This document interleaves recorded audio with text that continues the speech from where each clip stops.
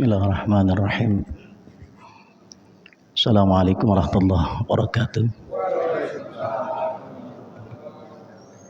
Hamdan wa syukran lillah, amma ba'd. Faqad qala Allah Ta'ala fil Qur'anil Karim, a'udzu billahi minasyaitonir rajim. Bismillahirrahmanirrahim. Ya ayyuhalladzina amanu ittaqullaha haqqa tuqatih wa la tamutunna illa wa antum muslimun. Qala Allah Ta'ala aidan, bismillahirrahmanirrahim.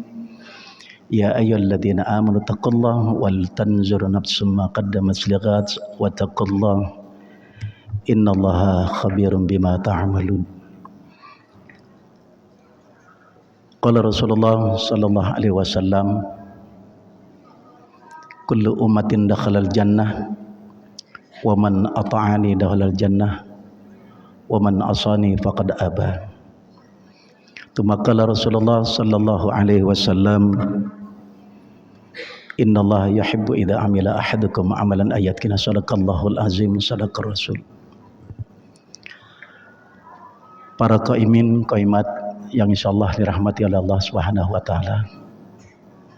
Tidak terasa entah di malam yang keberapa malam hari ini Allah masih anugerahkan kepada kita kekuatan iman Islam kita, sehat afiat, dan kita berharap kepada Allah mudah-mudahan ibadah puasa kita yang baru saja kita selesaikan, dan insya Allah besok kalau Allah perkenankan memberi kita berbagai macam nikmat, tentunya nikmat panjang umur, kita bisa menyelesaikan ibadah puasa kita yang kita sepakat.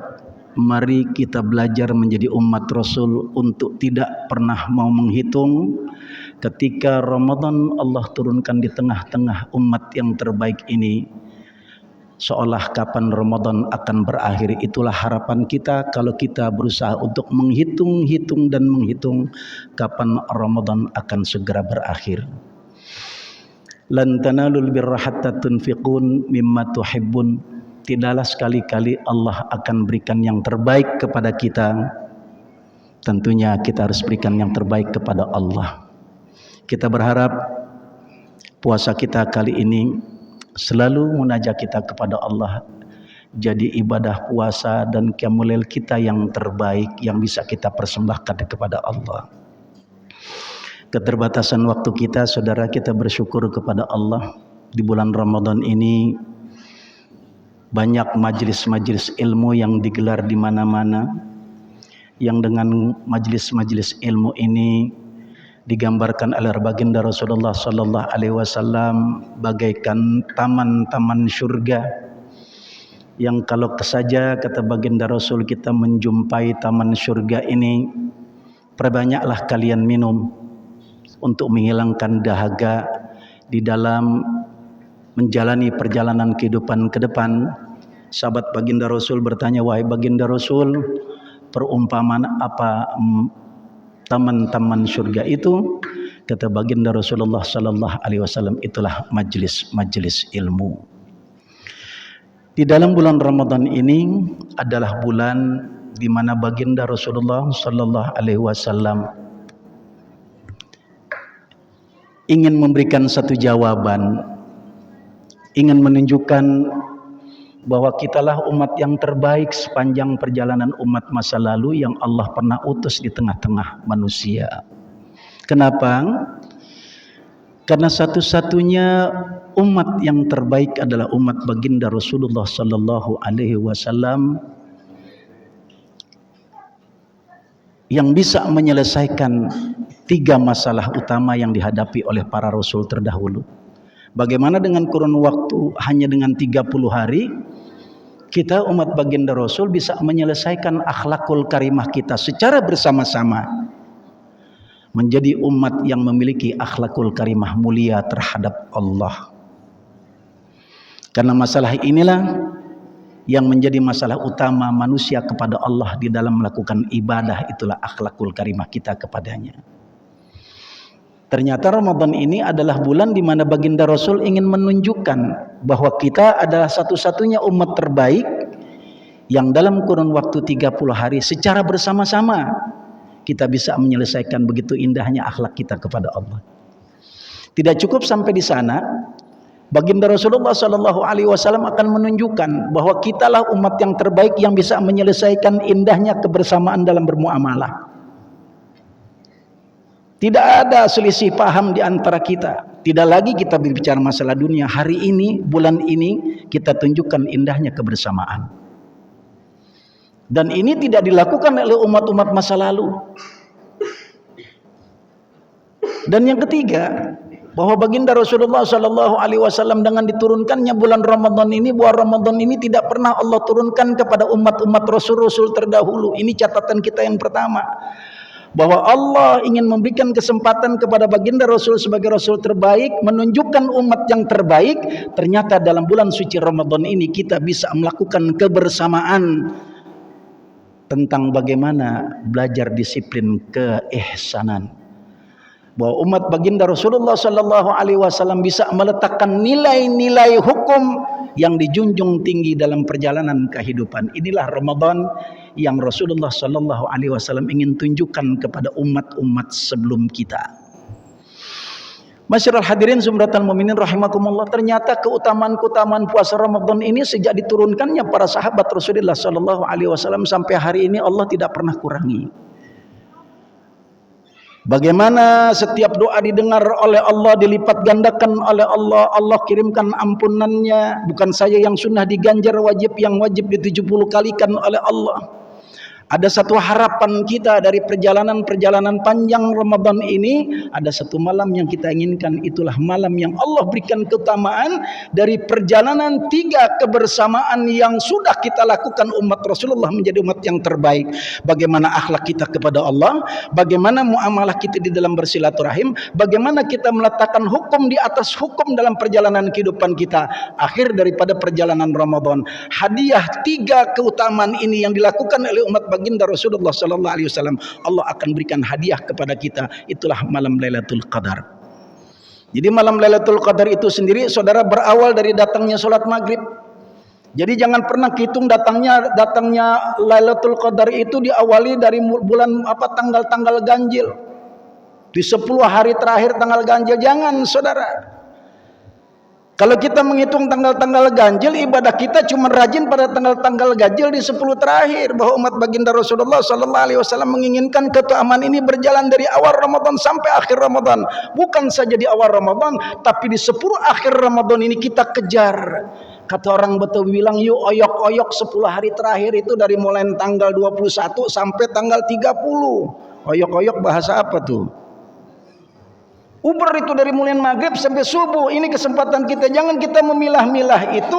Oh, ini datangnya nanti tanggal 1, tanggal 3, tanggal 5, tanggal 7, tanggal 9, tanggal 11, 21 dan seterusnya. Jangan. Ini mengajarkan kita menjadi umat baginda Rasulullah melaksanakan ibadah. Males karena apa? Yang kita tunggu ini sementara tanggal-tanggal genapnya kita tinggalin, saudara. Oleh karenanya, saudara, untuk mendapatkan keutamaan Ramadan ini, tidak cukup hanya sekedar ibadah yang kita lakukan, harus berdasarkan ilmu, saudara. Ilmu inilah yang akan menentukan kita bagaimana kita bisa berakhlak kepada Allah sempurna di dalam bulan Ramadan ini, bagaimana indahnya muamalah di antara kita, dan bagaimana kita meletakkan hukum-hukum ketika kita menjalankan ibadah puasa Ramadan ini. Balik bagaimana pemahaman kita tentang ilmu. Ilmu inilah, saudara, kata para ulama, yang menjadikan amalan ibadah yang kita lakukan untuk mendapatkan keutamaan-keutamaan yang ada di dalam bulan Ramadan ini tidak boleh bersandar dari pemahaman tentang hukum yang kita pahami. Banyak orang yang puasa, cing, dia cuma dapat lapar sama hausnya doang. Kamin so'imin laisa lahu min siyami ila ju'al atas. Banyak orang yang melaksanakan ibadah puasa, kemudian dia laksanakan qiyamul lail, cuma dapat lapar hausnya, mencapainya doang. Kenapa? Karena tidak berdasarkan pada ilmu-ilmu yang mereka miliki. Oleh karenanya, saudara, Allah katakan begitu hebatnya Rasulullah Sallallahu Alaihi Wasallam sampai mengatakan perbedaan orang-orang yang alim, yang ilmu, orang yang ibadah dengan sholat 2 rakaat dengan ilmu, bagaimana wudhunya, saudara, dia sempurnain. Walaupun ibadah sholat sunnah, tapi di rukun syarat sunnah dan adabnya, walaupun sholat sunnah 2 rakaat. Ini orang yang alim, yang paham ilmunya lebih baik daripada orang yang sholat 100 rakaat tapi tidak dengan ilmu, ibadahnya jahil. Sampai orang yang berilmu aja kata baginda Rasul, naumul alim khairum min ibadatil jahil. Tidurnya orang yang alim lebih baik daripada orang yang ibadah tapi bodoh. Yarfa'illahu alladhina amanu minkum walladhina utul ilma darajat. Ini sudah diklasifikasi oleh Allah, sudah digambarkan begitu hebatnya orang yang berilmu di hadapan Allah Subhanahu wa taala. Abdullah ibnu Abbas menjelaskan orang yang berilmu ini dengan orang yang ibadahnya biasa-biasa saja, itu dia gambarkan seperti jarak antara manusia dengan waktu itu 700 derajat, yang 1 derajat ini ukurannya adalah 500 tahun perjalanan manusia. Ini Abdullah ibnu Abbas memberikan gambaran seperti ini. Nah, untuk mencapai keistimewaan bulan Ramadan yang kita dapatkan ini, harus memiliki ilmu bagaimana ibadah puasa ini yang kita tujukan kepada Allah Subhanahu wa taala. Yang pertama, bahwa derajat orang yang berilmu ini beda, saudara. Allah sudah jelaskan. Yang kedua, orang yang memiliki ilmu pengetahuan, dia akan meletakkan ibadah itu dengan sebenar-benarnya. Nilai ibadah itu sesuai dengan bagaimana cara bermainnya di dalam bulan Ramadan ini. Ibadah puasa Ramadan bukan hanya sekedar kita jaga lapar aus doang, nggak ngomongin orang, tapi lebih daripada jauh daripada itu. Kadang-kadang prinsip kita salah. Tidurnya orang yang puasa adalah ibadah. Begitu beduk sahur ceger, selesai sahur dia nancep di atas kasur, bangun jam 6, ditegur, ente bagus amat tidurnya. Kan tidurnya orang puasa itu ibadah. Salah konsep ini. Jadi orang-orang yang berilmu ini untuk mendapatkan keutamaan ibadah puasa dengan rangkaian-rangkaian yang ada di dalam bulan puasa itu, dia akan meletakkan ibadah puasa ini karena ilmunya. Pertama, dia punya ilmu. Yang kedua, orang yang berilmu ini akan meletakkan semua ibadah ini berdasarkan struktur ilmu yang Allah sudah gariskan pada dirinya. Dan yang ketiga, saudara, manusia ini kalau dia sudah meletakkan amal-amal ibadah dia ini, dia akan melakukan kehati-hatian. Orang yang melaksanakan ibadah puasa ini dengan ilmu, maka ada di dalam dirinya konsep ikhlas. Bang, hari ini kita puasa, kita nggak mikirin ada orang kagak ada orang, gue nggak puasa. Karena ada orang banyak aja gue puasa. Hari ini ada orang kagak ada orang, kita sholat tarawih bareng-bareng. Orang yang ikhlas itu, yang mereka berprinsip pada satu ilmu, dia nggak mikirin ada orang kagak ada orang di bulan Ramadan, dia mikirin dirinya. Kenapa? Karena dia yakin ketika ia laksanakan ibadah puasa Ramadan dengan apa yang ada di dalam bulan Ramadan itu sendiri, dia yakin wa huwa ma'akum aina ma kuntum. Orang yang ikhlas dengan dasar ilmu, dia merasa di bulan Ramadan ini dia diawasin oleh Allah Subhanahu wa taala. Orang yang berdasarkan ilmu ketika dia laksanakan rangkaian ibadah puasa ini, dia semakin takut. Karena Allah menyaksikan dia. Dan dia nggak sibuk nyuruh orang buat ibadah. Kenapa? Orang yang ikhlas ini karena dia punya ilmu, dia lebih mengedepankan dirinya. Wa huwa ma'akum aina ma kuntum, di mana saja kamu berada. Lan tanalul birra hatta tunfiqun mimma tuhibbun. Dia sibuk nggak ngurusin orang lain, bagaimana dia berprestasi untuk memberikan yang terbaik kepada Allah. Dia jadi orang yang ikhlas. Kalau orang sudah jadi orang yang ikhlas, maka dia memiliki akhlakul karimah mulia, saudara. Saudara, kalau orang sudah memiliki akhlakul karimah mulia, dia akan jujur. Abang mungkin pernah lihat tari topeng. Kalau dia mau jadi Arjuna, dia pakai topeng Arjuna. Kelakuannya kayak Arjuna. Topengnya dibuka, ganti Hanuman, kelakuannya kayak Hanuman. Orang yang ikhlas, orang yang punya akhlakul karimah karena Allah dekat kepada dirinya dan mengawasi dirinya. Orang yang nggak pelintat-pelintut, orang yang ibadah puasa ini jujur apa adanya, saudara. Kalau antum ke kumur 5 lagi tengah hari bolong panasnya, masya Allah, kagak ada antum ke kumur 5 yang dikeluarin 2. Jadi orang yang jujur. Kita disenengin orang, dicintain orang, saudara. Karena pada saat orang cintai kita, sayangin kita, demenin kita, karena pada saat itu kita lagi ditutup sama Allah topengnya kita. Tetapi kalau Allah angkat topeng kita sesungguhnya, maka ke orang-orang yang ada di sekeliling kita mungkin akan menjauh daripada kita. Inilah saudara, orang yang di dalam bulan Ramadan dengan menggunakan ilmu, maka dia akan meletakkan ilmu itu, dia takut kepada Allah. Karena di dalam pribadinya, Allah jadikan pribadi yang terbaik menjadi manusia yang ikhlas. Karena Allah memantau dia, dia akan melakukan ibadah puasa itu dengan sebenar-benarnya. Oleh karenanya saudara, bahwa ibadah yang kita lakukan sekarang ini adalah kita mengukir satu prestasi. Tidak ada jaminan ibadah yang kita lakukan ini besok kita akan bisa melaksanakan rangkaian ibadah puasa Ramadan ini, kecuali doa yang kita sampaikan di saat bulan Rajab dan Sya'ban. Allahumma barik lana fi Rajab wa Sya'ban wa baligna Ramadan. Hari ini kita berdoa kepada Allah, barikillahumma lana fi syahri Ramadan. Kita minta di dalam bulan Ramadan ini keberkahan. Keberkahan ini apa? Kita minta kepada Allah bukan saja kita dapatkan keutamaan ibadah puasa Ramadan, jadikan amalan-amalan ibadah puasa Ramadan ini akan jadi bekal kita manakala kita kembali kepada Allah Subhanahu wa taala, saudara. Allahu Akbar, subhanallah.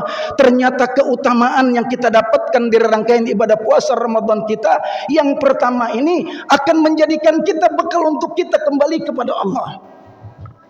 Al-Quran yang kita bawa kalau kita meninggal nih dalam perjalanan Ramadan atau nanti setelah Ramadan, ternyata enggak sia-sia keutamaan yang kita dapatkan dari amalan Al-Quran ini akan jadi teman kita dalam kuburan.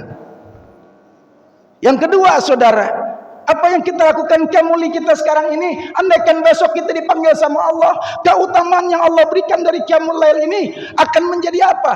Akan menjadi penerang manakala kita kembali kepada Allah Subhanahu wa taala. Bang, besok kita bakal meninggal, rumah kita enggak seperti ini, rumah kita dari tanah. Ana baitut turab, aku ini ada rumah yang terbuat dari tanah. Ternyata yang kita lakukan hari ini keutamaan yang Allah berikan kepada kita dengan mengucapkan apa? Dengan mengucapkan berbagai macam zikir kita dan kita keluarkan amaliyah ibadah kita.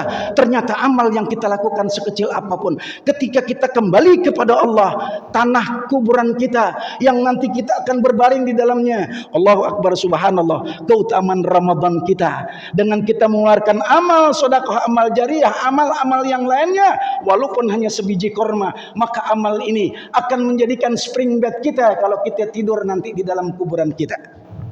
Amalan utama kita yang keempat adalah di dalam bulan Ramadan yang kita dapatkan adalah banyaknya binatang buas nanti masuk ke dalam kuburan kita. Amalan utama Ramadan yang kita lakukan dengan ini, seringkali kita awali dengan kalimat Bismillahirrahmanirrahim. Kata baginda Rasulullah SAW, ketika ucapan Bismillahirrahmanirrahim sering kau ucapkan, maka Bismillahirrahmanirrahim ini akan menjadi tameng daripada serangan binatang buas yang ada di dalam kubur. Dan yang terakhir saudara, asyhadu an la ilaha illallah astaghfirullah nas'aluka ridhakal jannah wa a'udzubika minan nar Allahumma innaka 'afuwun tuhibbul 'afwa fa'fu anna ya karim. Kalimat tauhid yang kita baca, keutamaan di dalam bulan Ramadan ini, manakala kita kembali kepada Allah Subhanahu wa taala, saatnya malaikat munkar nakir datang kepada kita, kita akan terbebas dari pertanyaan itu. Insyaallah mudah-mudahan keutamaan yang berangkat dari ilmu yang kita miliki akan menjadikan kita manusia-manusia terbaik yang pada akhirnya keutamaan Ramadan ini punya hal yang terbaik di hadapan Allah. Hadanallahu wa iyyakum ajmain. Alafu minkum. Wassalamualaikum warahmatullahi wabarakatuh.